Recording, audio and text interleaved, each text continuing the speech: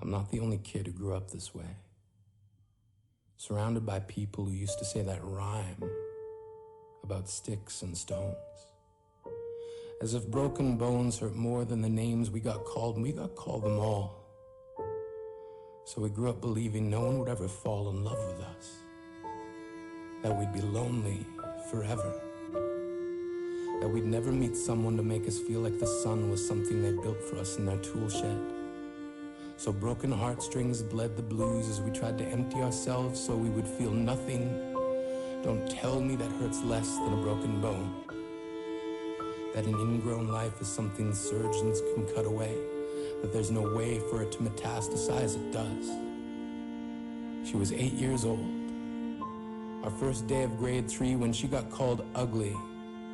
We both got moved to the back of class so we would stop getting bombarded by spitballs. But the school halls were a battleground where we found ourselves outnumbered day after wretched day. We used to stay inside for recess because outside was worse. Outside we'd have to rehearse running away or learn to stay still like statues, giving no clues that we were there in grade 5. They taped a sign to the front of her desk that read, "Beware of dog."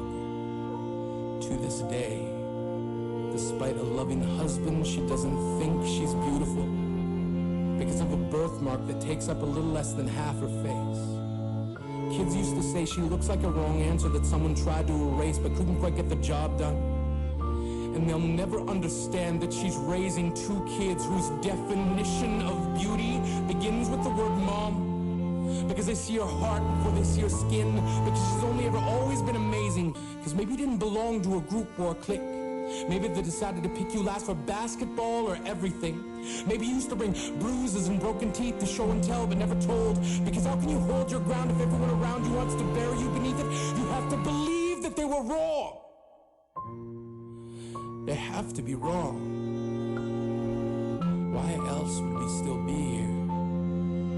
We grew up learning to cheer on the underdog because we see ourselves in them. We stem from a root planted in the belief that we are not what we were called. Faded echoes of voices crying out names will never hurt me. Of course, they did. But our lives will only ever always continue to be a balancing act that has less to do with pain and more to do with beauty. 9:36 to this